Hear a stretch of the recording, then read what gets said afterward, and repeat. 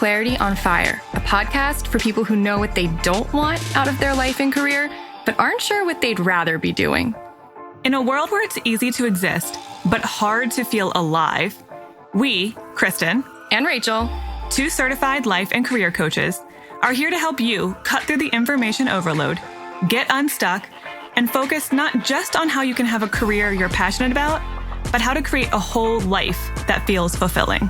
So join us here, where we serve up inspiration and down-to-earth wisdom in a way that only 2 best friends can. We want you to experience the relief of knowing that, yes, you're allowed to want more out of your life and career. And no, you don't have to wander through the dark anymore. Our job is to light the fire that shows you the way. Let's go.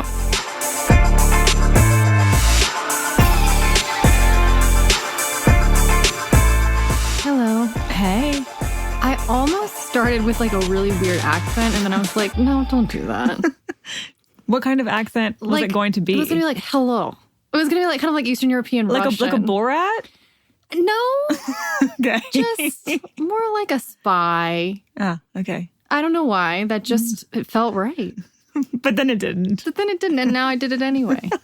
This is the coherent content you come here for. That has nothing to do with MaryBeth. I don't want you to think she's a Russian spy. Do you think the phrase Russian spy is monitored by the government and now someone has to listen to Clarity on Fire? Well, good. If you're here from the FBI, please subscribe and leave us a rating and review. Yeah, maybe this is like synchronous for them and this is great timing. Or maybe their wife really needs a coach. So we're happy to talk to her. Sure. Or their husband. She could be the FBI agent could be a woman.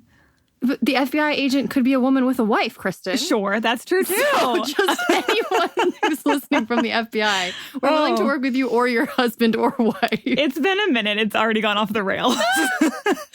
Okay, so I'm sorry, MaryBeth, that this is how we're starting your episode. She'll laugh. Before we get into that, though, I do want to say that we talked about it a little bit at the beginning of last episode. We'll get into it more next week.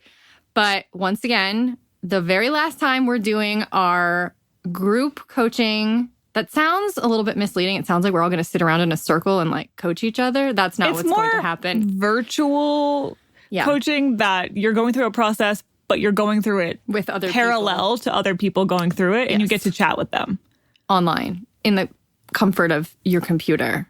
Exactly. Behind the comfort of your computer screen. So the PBVE is coming back.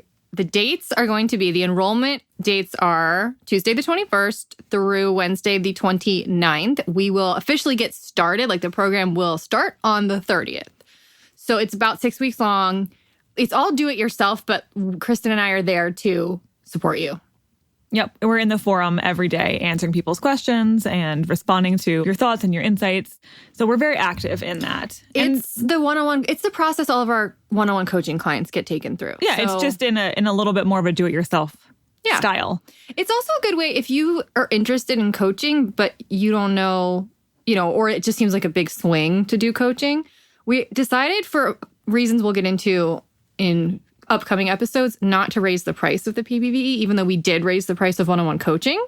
So this is a very inexpensive way in comparison to kind of get access to some of that one-on-one coaching content. And then if you decide you want to do some coaching afterward, you almost never have to do as much as someone who's just starting out, from scratch. So it can be something that you can do coaching later, but you can do less of it too after doing something like this with us. Yes. And I don't think we've mentioned yet that this is the last time we're doing this program. I kind of said that, but then I went off on a tangent, as is my want. Yeah, I want to be clear about that, because if you have been interested in this, you've heard us talk, some of you have heard us talk about this for years now.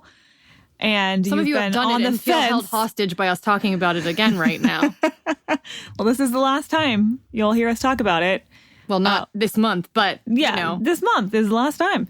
So if you want to join us, come find us on the 21st. Yeah, we'll be talking about it. We're just priming you now. We'll be emailing you about it. Helping you figure out, is this something that I want to do? I can link to it in the show notes. Yep. So that you can go read the page and see, do I want to do this? Yeah. Okay. So, Kristen, remember add that to the show notes before we submit this episode. Note. Okay. Now, on to even more important matters, such as who is normal MaryBeth? People. Yeah. Who is MaryBeth. That's the normal person. Yeah, MaryBeth is our normal person of the month. And she's a client of mine. She's fantastic. You will love her. I don't even want to give too much away about the episode. I want you to just hear about MaryBeth, and then we just jump in. Okay. All right, I'm going to read her bio. MaryBeth is a thinker and a lover. She enjoys sharing and synthesizing ideas, critical thinking, and voracious learning, but she finds the most meaning in exploring the human condition, fostering human connection, and helping ease human suffering. She just likes humans, it would seem. She does. That's good of her. As a practicing clinical neuropsychologist, wow, MaryBeth's professional life has been dedicated to diagnosing and treating individuals with various disorders and diseases that affect brain function. I kind of wish we could have talked to her about that. I know. Maybe she'll come back as an expert. In recent years, she's become increasingly interested in combining research from neuroscience and positive psychology in order to understand how, quote unquote, normal people, i.e. any of us, can apply what we know about human brain function to improve and enhance ourselves and our lives. A self-described recovering anxious achiever, she's an Enneagram type 6/3. Oh, that's a hard combo. MaryBeth is eternally grateful for what coaching and mindfulness practice have brought to her life. Learning to hear and trust her intuition, as well as learning to be still and present, rather than constantly anticipating and planning for the next hurdle, are some of the benefits she's experienced, and she is beyond excited to continue her journey and help support others' journeys as well. You can connect with MaryBeth by reading her blog or dropping her a line at mbhcoaching.com, which we will link to in the show notes. Yep. Not a great bio. You get to know her like personally, professionally. I just feel like you learn a lot about her in that. Well, I'm looking forward to learning about her more in the next hour or so. Yeah, you've got about 50 minutes okay. to learn all about her. All right, let's dive in.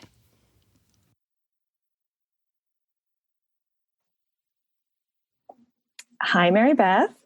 Hi, Kristen. So you don't know this, but I have had you in mind for our podcast for a little while now. I did not know that. And it just kind of feels like it's the right time. I just feel like a lot has happened for you in the past few months. Yes. There's a lot to share.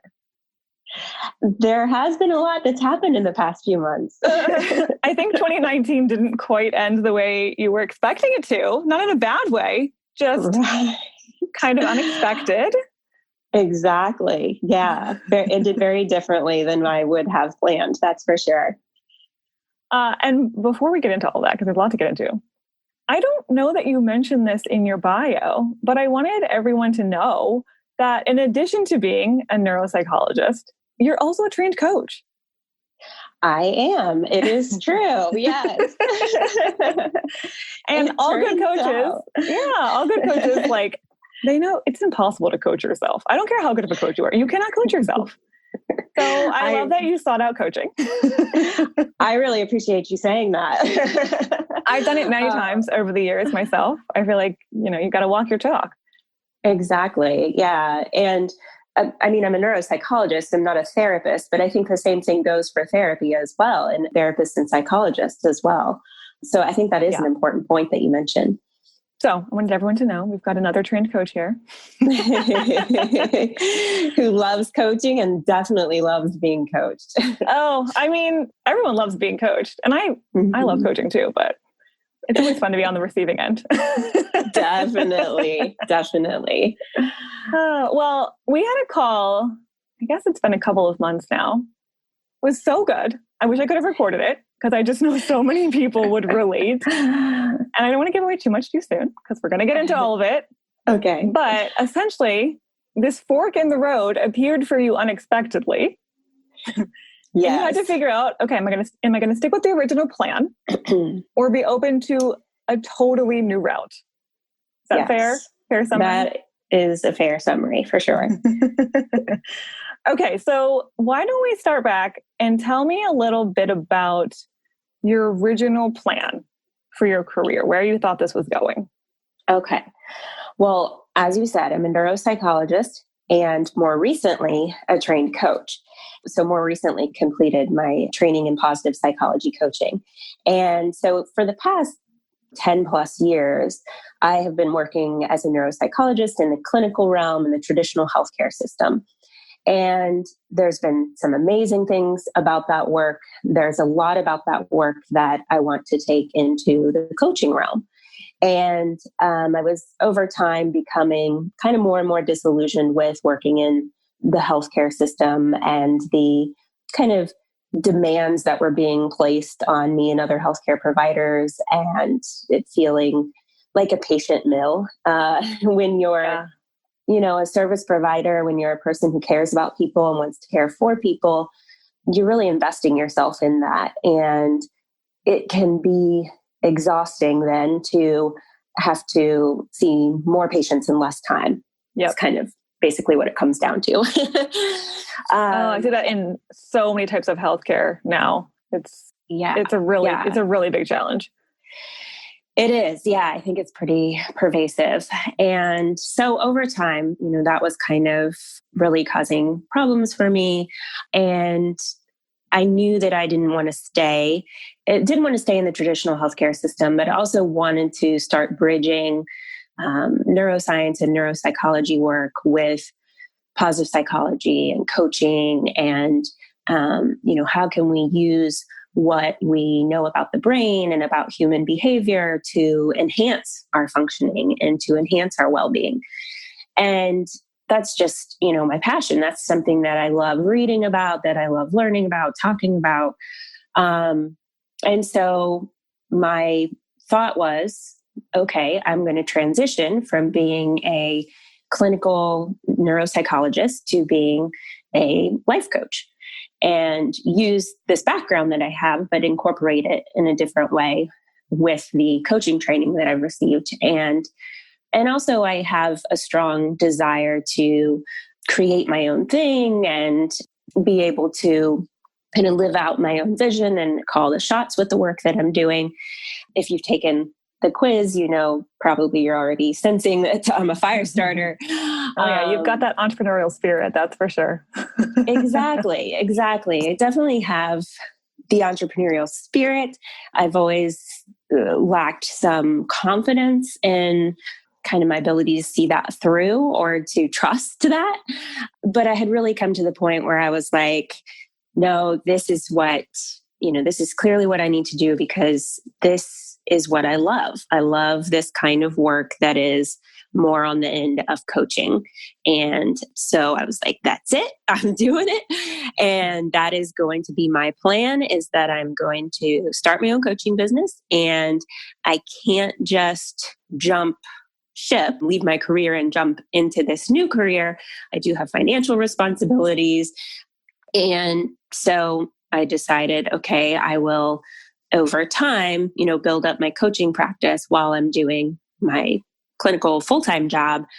And, one of the things that I worked on with you early on in coaching, starting about 6 months ago, was basically being able to be patient and know that this may be a process and be able to kind of see that through, which was very helpful.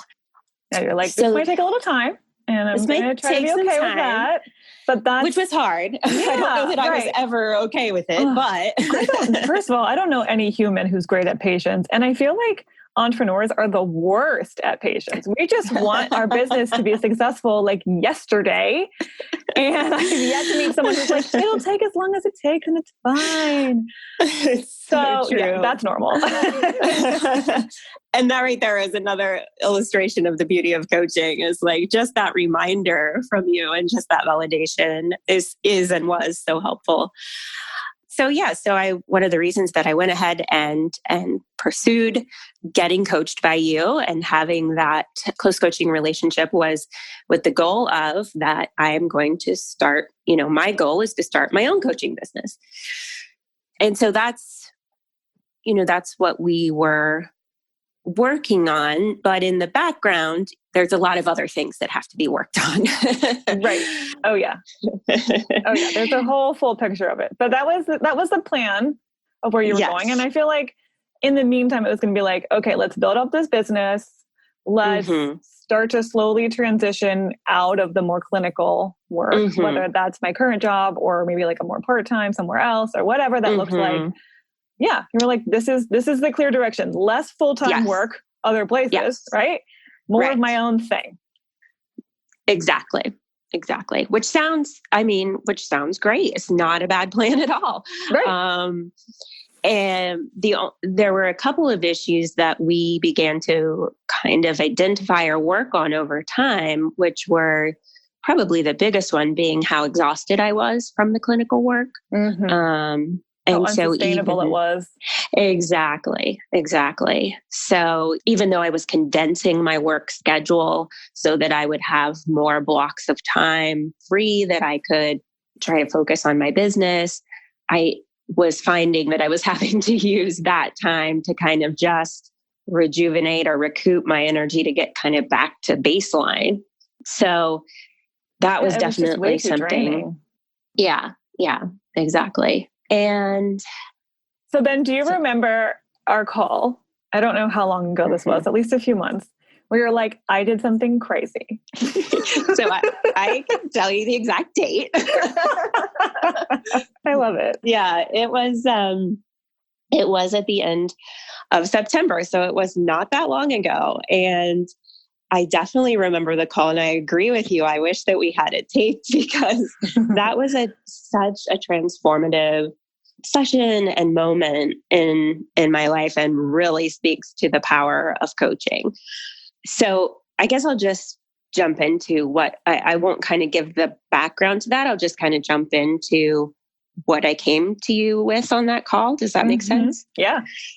So we like hopped right on the phone, and my first kind of words were that, so I did something a few days ago, and I'm just like, I'm really embarrassed about it, and I don't really want to tell you about it, but I know that because I'm having that strong of a reaction, I probably should.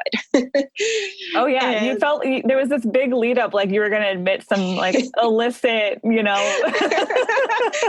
don't know, some like illegal thing you'd done.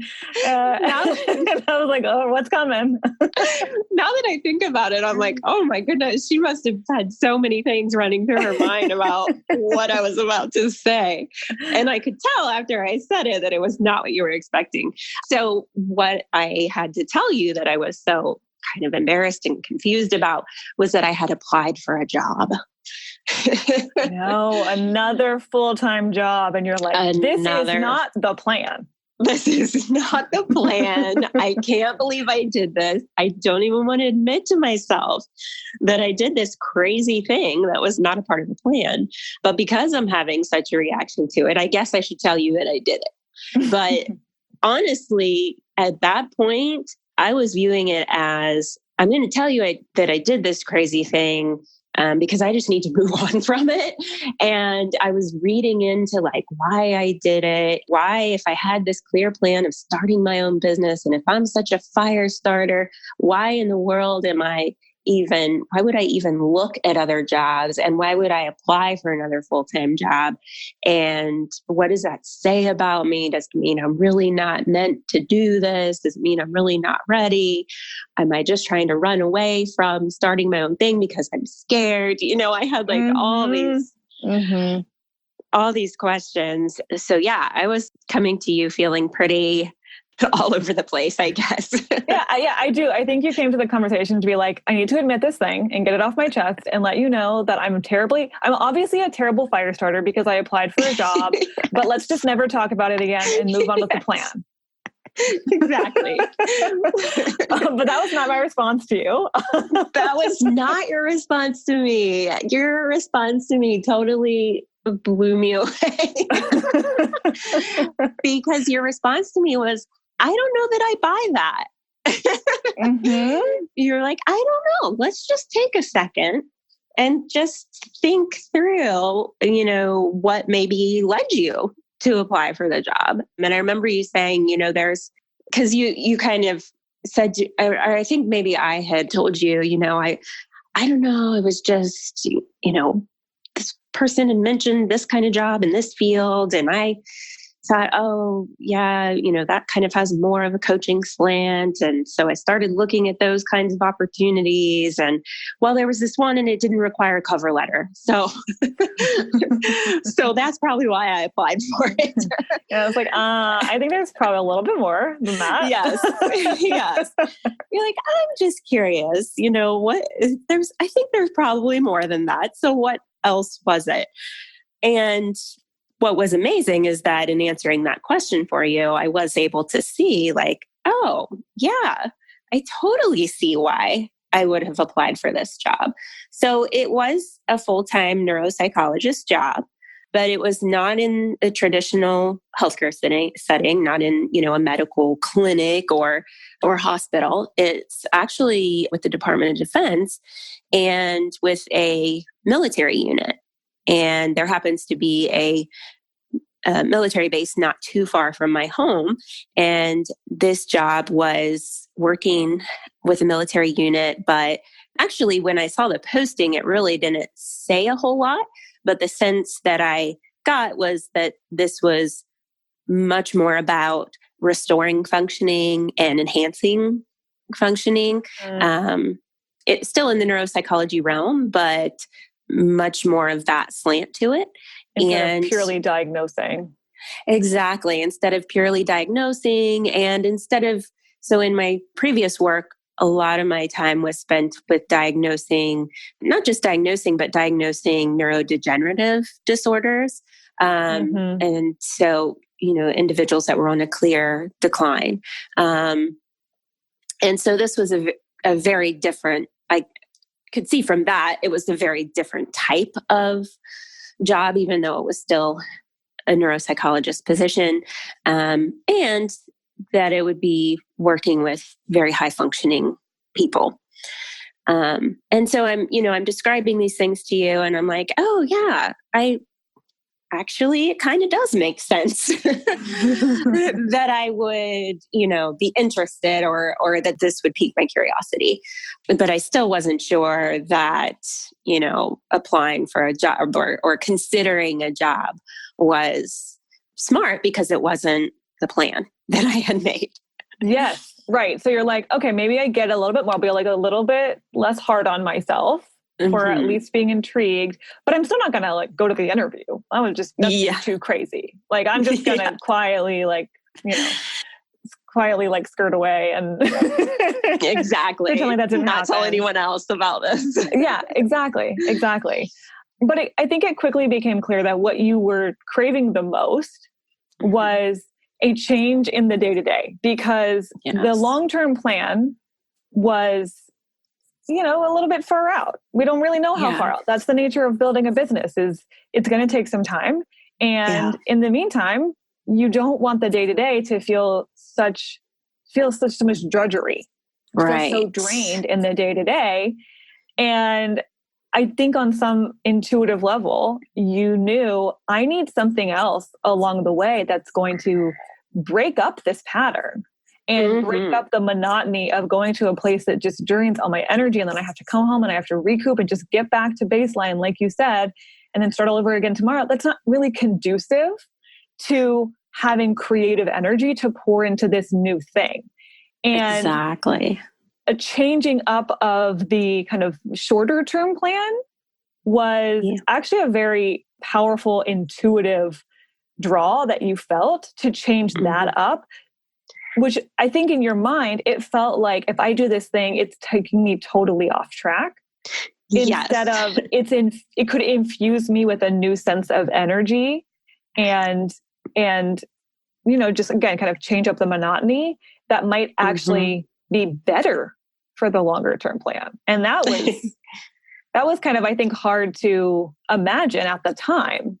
Yeah, exactly. You totally hit the nail on the head. I mean, I think the interesting thing about that experience of, applying for this job and considering it, was that you helped me see that there may have been some intuition speaking there. And I am not a person who is always open to listening to intuition. That doesn't come really naturally to me when we're talking about decision making and planning. And, I think I'm an emotionally intuitive person, but when it comes to goals and achieving, I mean, I'm what am I? Enneagram 6-3, right? So, so intuition is not, and I'm a neuroscientist.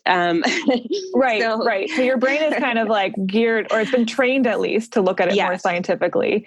And and you can tell me if I'm off base here, but my instinct about you is that you probably trust your intuition more about reading other people and other people's emotions and like what's going on for them, but less so for yourself. 100%. Yeah. So it didn't not seem logical, and you're like, well, I don't know why. I must just be doing this out of fear, right? And honestly, that's a challenge that I think a lot of people have, is knowing when something is coming from fear and when it's coming from intuition, because it feels a little muddled in your head sometimes. Yeah. So how did you eventually discern that? Because, our conversation opened up a possibility. Maybe this could be intuition. Let's just explore that. But how did you really decide, you know what? I think I'm onto something here. I don't think this was just fear-based. Yeah, I think that seeing it through was what I had to do to be able to discern that. Oh, yes. I love, that nobody wants to do that. They don't want to take action on something in order to keep checking in. But going on the interview helps you be more clear. And then going on, another one or whatever the process was, helped you get to the heart of that. Yes, that's good. Exactly. Yeah. Well, and that's what, again, I just think of this all the time. If I hadn't been in coaching and if I hadn't spoken with my amazingly talented coach that day, I mean, it's very possible, it's probable that I would have decided to never tell anyone that I applied for the job and just went about my life. And so, being able to have also a trusted person or support system in your life that you can kind of just share those things with, not that you're necessarily looking for an answer of, is this fear or intuition, but just that you're voicing it. And then, seeing it through was the biggest thing, was saying, okay, I'm not sure if this is just me being fearful or impatient about starting my own business, or if there's really maybe a reason that this would be good for me right now. So I'm going to go ahead and get more information. And that I could definitely identify with. Yes. There's a great quote from anyone who knows Marie Forleo. She's like an online business coach. There's a great quote that she says all the time, which is, clarity comes from action, not thought. Yes. And that's just like the perfect, succinct way of describing what you just said, which is, I was trying to figure this out in my head. Well, at first I was just convinced it was fear. And then when I was wondering, could this be my intuition actually guiding me to the right next thing? But I don't know. It's just, I'm open to that.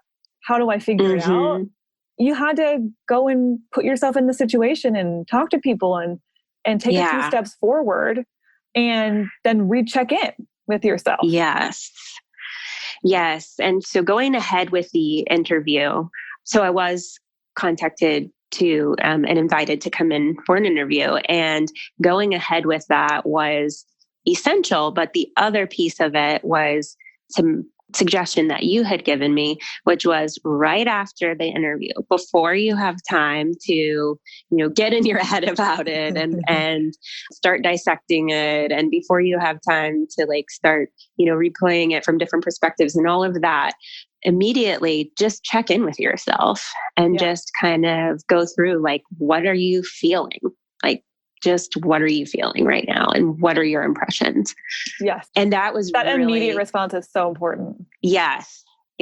That was really, really helpful for me. I did that right after the interview. I remember, getting home and pulling in my driveway and sitting in the car and just kind of sitting and breathing and just getting kind of in touch with myself about it, and then jotting down some notes. And it's neat because I still have those notes that I look back at. I love that you wrote it down too, because then a day later, a week later, even an hour later, you can already start to to overanalyze and belittle your immediate thoughts that you had. And Yes. like, well, I don't know if it was really that intense. Like I've had people who will tell me, I went to an interview and I immediately was like, oof, no, I do not want to do that. And then later they're like, well, but the benefits are good. And I really don't need my current job. And it wasn't that bad, you know? But if you jot down those thoughts right away, it's harder to ignore them later.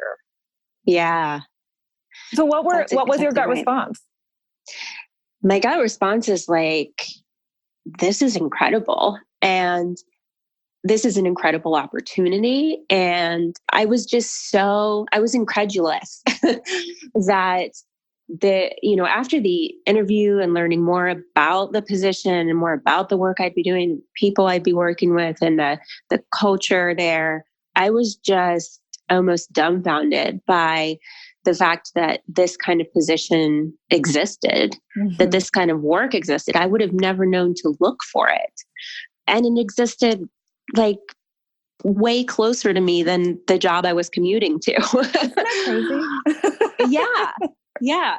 So that was a major kind of feeling and impression immediately after the interview. And it was definitely overall an extremely kind of positive feeling and experience. But what was neat about it was that the interview process that I went through was very intense, but it was like intense and challenging in a good way.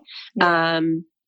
And that's something that I've sometimes struggled with is, just wanting kind of things to be easy. And then when they're easy, I get bored. Yep. And so that also was like kind of possible foreshadowing for the job to come that was going to be challenging, but in like the good way that was going to stimulate me and that was going to help me grow and develop and become better. And that's really the sense I had. Yeah, like the kind of job where at the end of the day, you're really tired, but it's like that satisfied tired, not like the drained tired like you had before. Yes, exactly. Yeah. Cool. Okay. So not to spoil the ending, but you're in the job now, which is not where you thought you were going to be. In a new full-time job. And not like not even another part-time bridge type job, like actually a place that could end up being a really good fit for a while.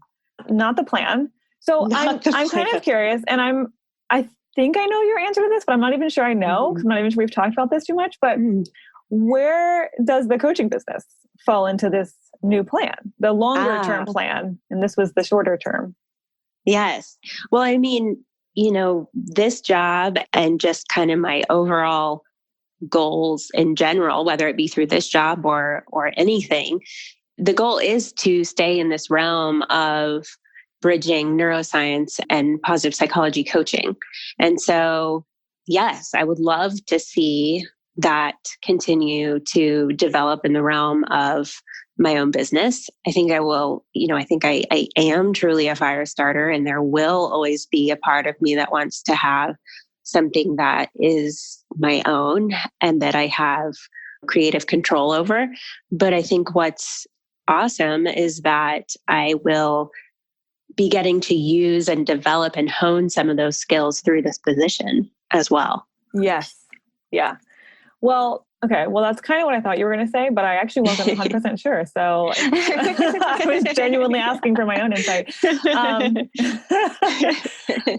But what I love about that is the ultimate plan hasn't even really changed. Right.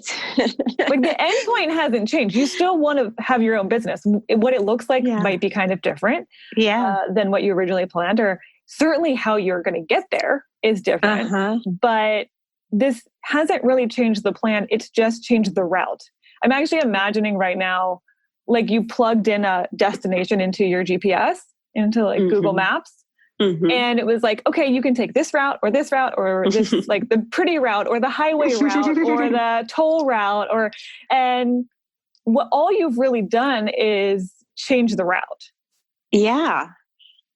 Exactly. Yeah. So like, I'm just going to take this different, maybe more circuitous, but maybe ultimately by the end of this route, I'll be more prepared for the destination anyway. Yes, exactly. But I'm actually not going anywhere that different in the end. Right. And that's such an interesting insight to have now at this point.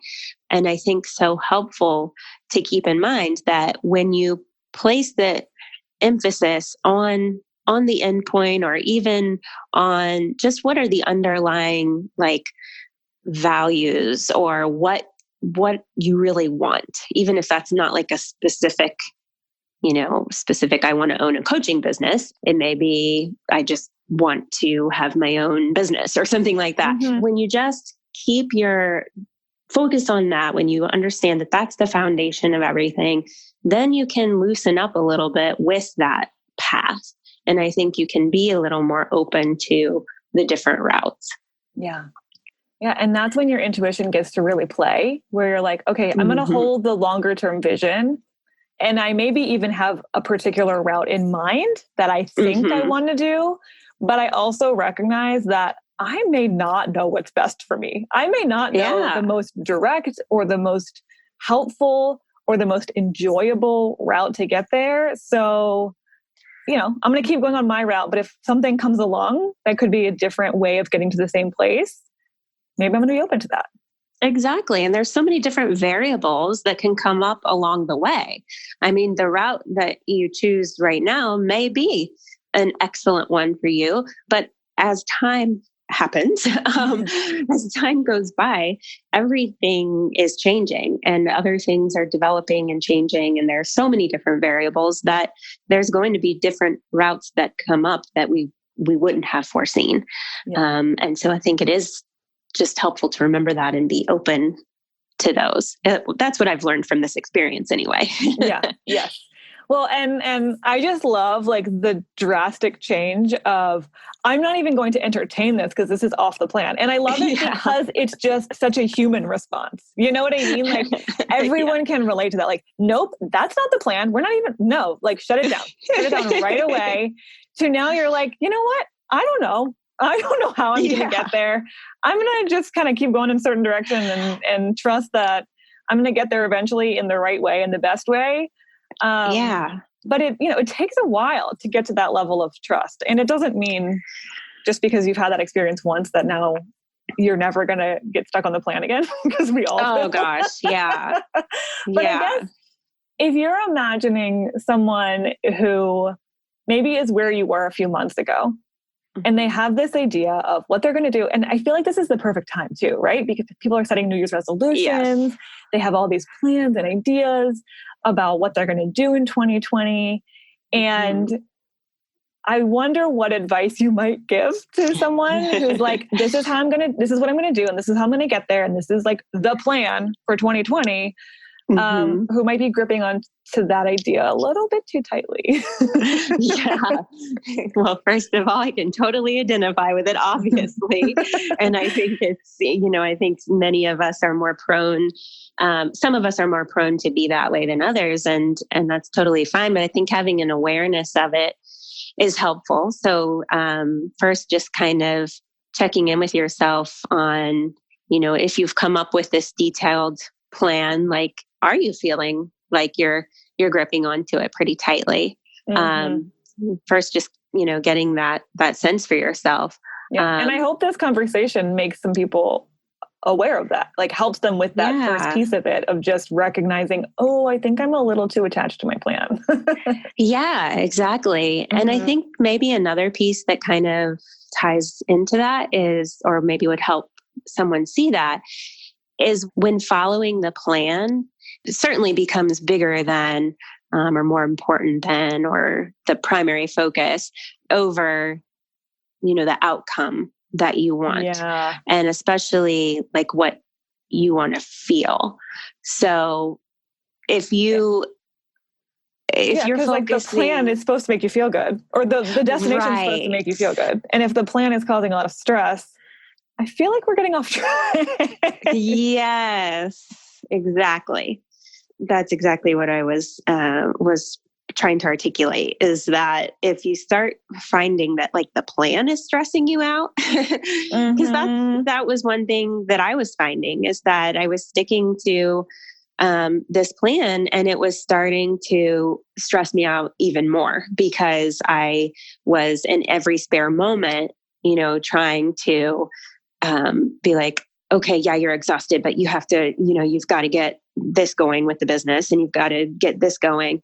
And so it was making me, even more tired and even less satisfied with my day-to-day life.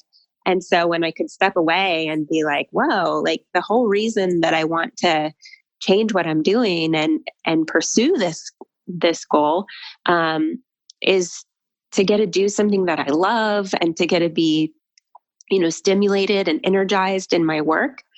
And if this plan that I'm on, yeah, we have to do some hard things at times and we have some trade-offs. But if the day in, day out of this route that I'm taking is not giving me any of that, then that's a good time to kind of question, am I gripping onto this plan too tightly? And maybe are there some other twists and turns that I'm not being open to? Yes.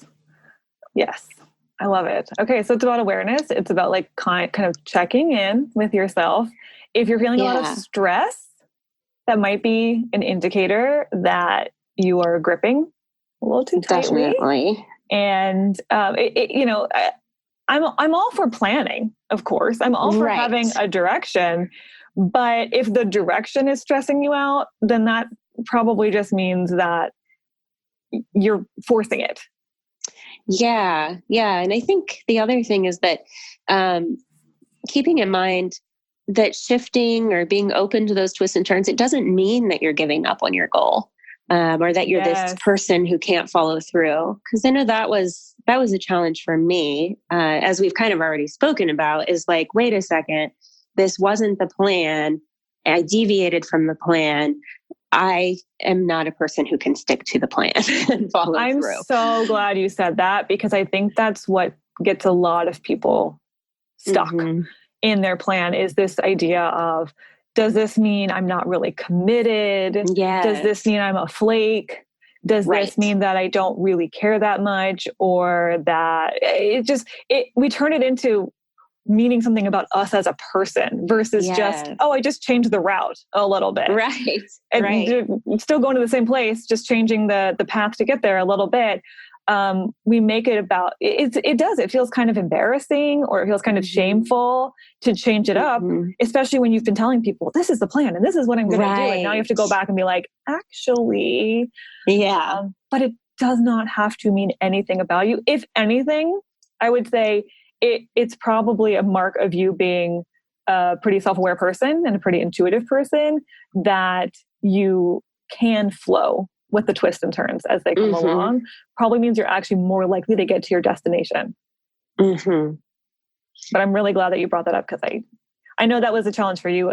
I felt that way. A lot of my clients feel that way, that if they don't stick to it, then they are flaky or something. It's not about that at all.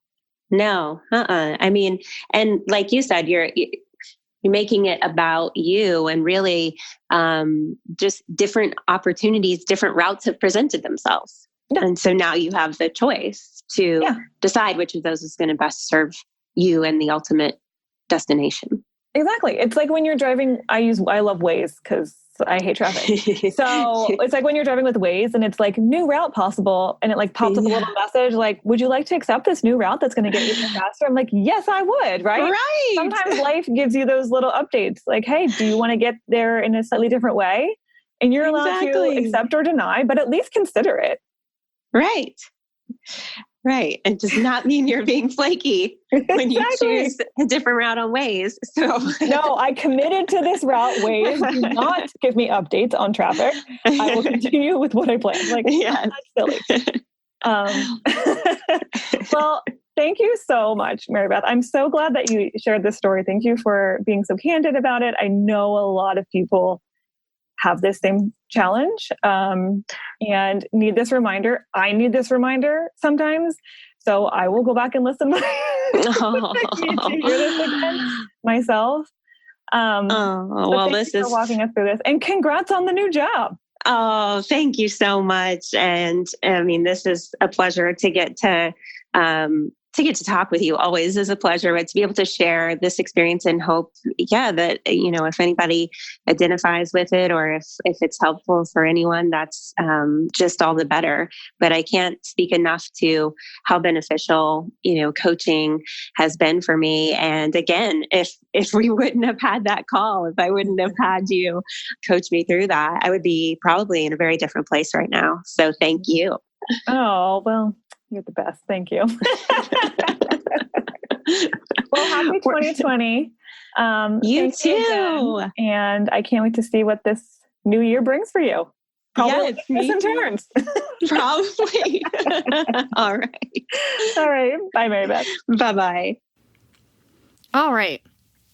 We will see you again on Tuesday with Don't Hold Me to It.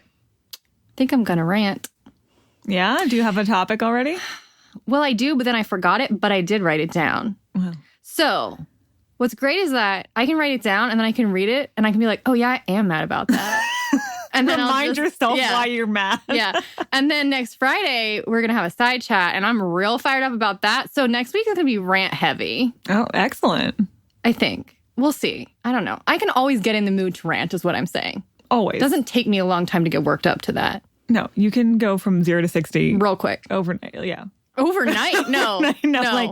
Like in like a minute. In like 30 seconds. All right. So we'll see you next week for, some strong emotions. See ya.